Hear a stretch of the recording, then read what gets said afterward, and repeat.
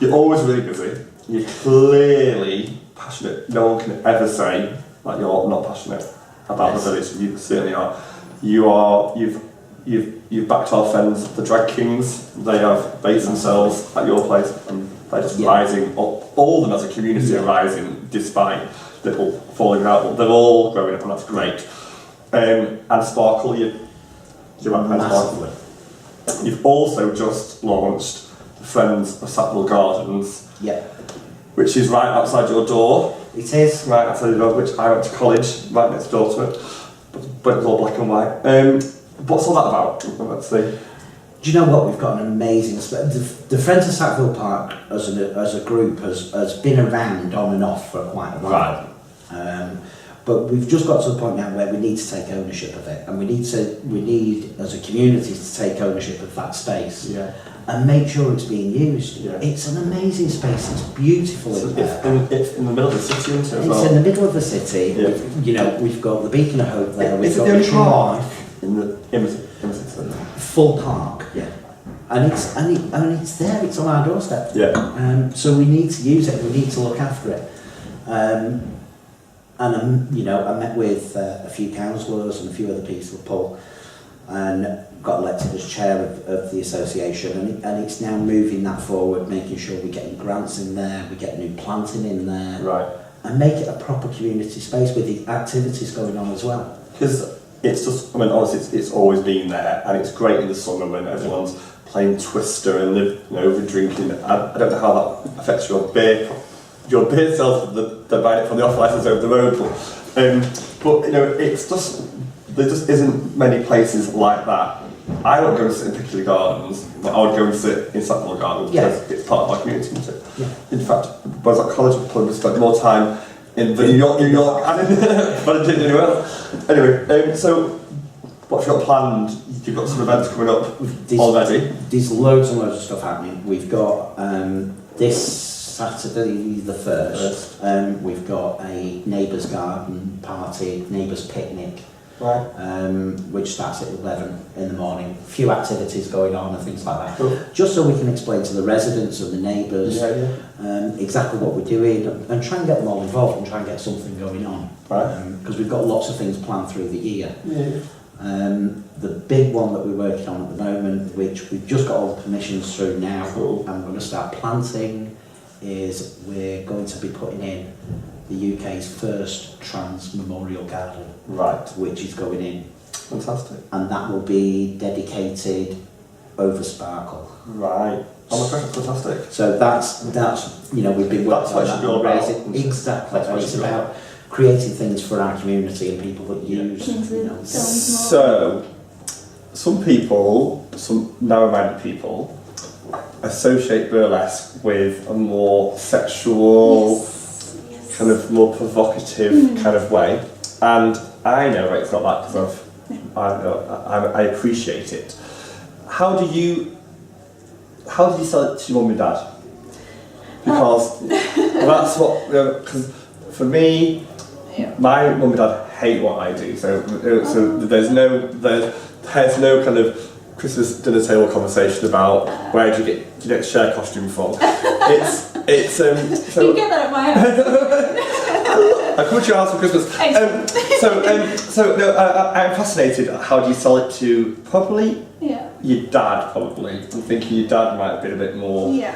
I still don't think he knows hopefully what it is. Because he's never been to any of my shows. I don't think I'd want him to be. No, to be fair, I don't think I would either. People say to me all the time, "Has your mum and dad seen you?" And I'm like, no. And also, I think to myself, I don't want them to, because especially when I'm DJing. If I was doing cabaret, then fine. Yeah. When you're DJing and you're being a little bit risque, and as you guys know and stuff, and you think to yourself, I don't know, I cringe when my boyfriend's in the audience, like alone. My mum completely loves it. She thinks it's the best thing ever. Does she help you a little bit? Maybe a bit sewing? Yeah, she works on some of the shows with me. She does the door, or she sells our merchandise. I love that. She's cool. So merchandise-wise, what do you sell? What kind of? T-shirts, bags, keyrings, little postcard prints as well. Of course, the hair flowers and the tassels and stuff. So you've got a little stall going down. Yeah. Well, if you had a website, you could sell them through that, couldn't you? I do sell them through Facebook. We need to drag this This It's being rain. It's a bit of a taster of what's going on. I know that I've signed up for it. I've put my what I want to do in, and I want you to tell everybody, because I know just how passionate you're going to be about it. So fire away with the... Yes.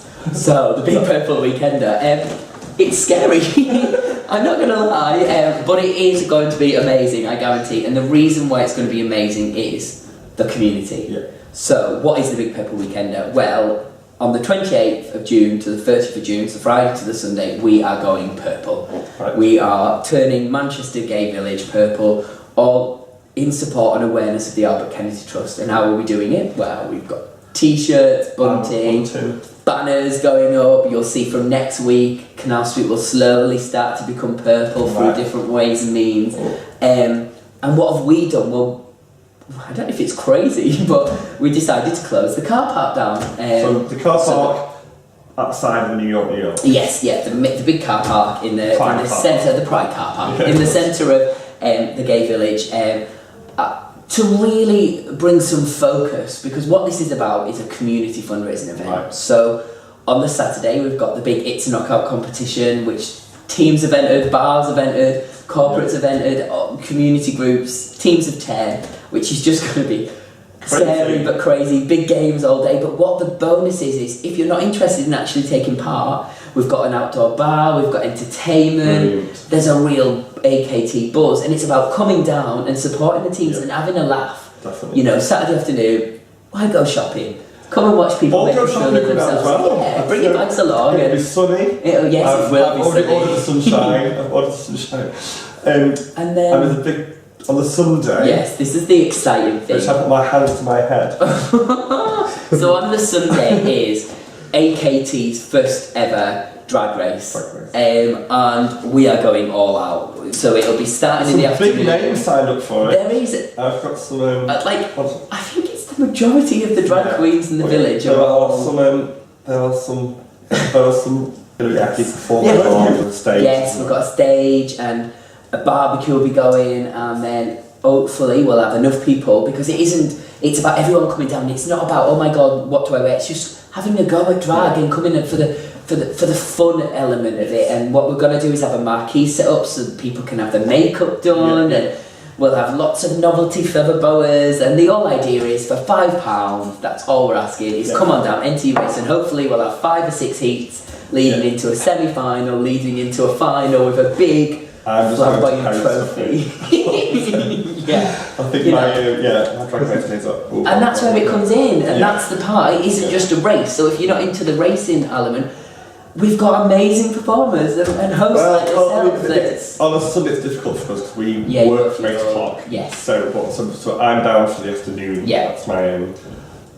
That's my thing. It's going to be great, and it's perfect for that kind of just before Pride. Yeah, it's a real build-up, and it's about working together. It isn't about seeing it as, but Pride or Sparkle. It's about going, this is the start of the summer season. AKT's weekend, leading on to Sparkles, leading on to Pride. Yeah. The bonus is, and this isn't about taking money and putting it, back in generically into the community. It's about supporting a charity just like the other events. How long are we next one? How is it we're going? I know that who on the 14th, me and my business partner complain about it, or arguing, because I said it's the 13th, he says it's the 14th. So we opened our doors to the public on the 14th, but we had our nearest and dearest here on the 13th. Right. So I said it's the 30th of June 2001. God, so it's come up to a... Yes, it's our 13th birthday in next month. Gosh.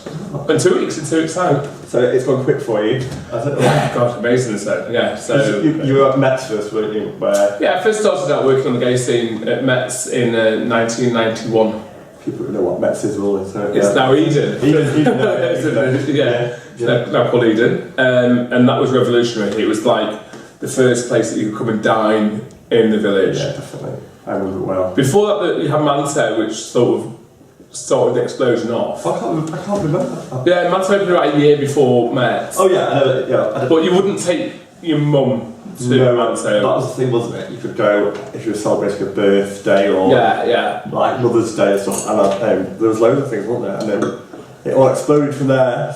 So, highs and lows for you being here at Taurus? At Taurus, highs every Pride, Salford Ladies. Right, yes. Me performing like a monkey on the Saturday after the parade, which is great fun. Yeah. And the lows are the people that are being attracted to the village. Which we'll come on to. You've just had a bit of a refit upstairs. Yeah. It's looking great. And a new menu was launched last week. Last Monday, yeah. Isn't it all going well? Yeah, all going good, yeah, really good. Nosheel and Rick, the two managers, it was their input because they're young, they're trendy, they go easy now. I'm just an old fossil sitting over having a hot pot. But their input's been amazing. Yeah, it's really good. It's good. We ate here last night, which was great. So where we're going with Taurus this year, anything exciting happening coming up? Obviously we've got Pride Sparkle. We've got Pride Sparkle.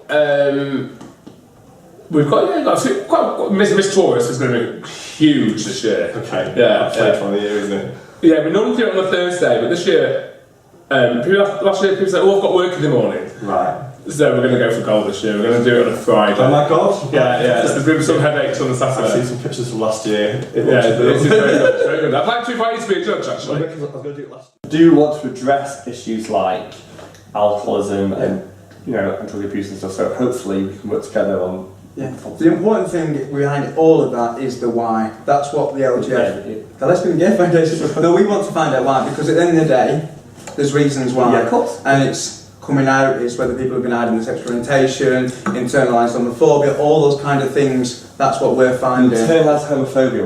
What does that mean? Basically, if you have been, say you've been brought up, not been able to talk about your feelings the way you are, kind of explore that, have the confidence or have someone to talk to, you've built up this fear, try to hide things, try to keep on top of it, so maybe you lash out because you're trying to not necessarily let people know who you are, let yourself know who you are, and that can manifest in a number of different ways. So you could end up battering somebody, or you could end up drinking or taking drugs, or you could end up doing some self-harm. That is a session we need to talk about. Yeah. That's great. So the first match is June the 1st, part of Pride Games launch and everything. Do we need tickets for that, or can we just come down? No, it's completely free. Yeah. Come along. Probably we're going to launch the hours, but we think probably between 10 and 4:30. Right, so it's a weekend day.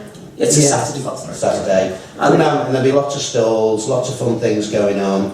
There'll be lots of families down there, sports groups. There's going to be a lot of stuff around other sports as well, so there might be a rock climbing wall, there might bouncy be castle, some kids races, face paint. And that's all to do with Pride Games. It's the Pride Games opening ceremony afternoons.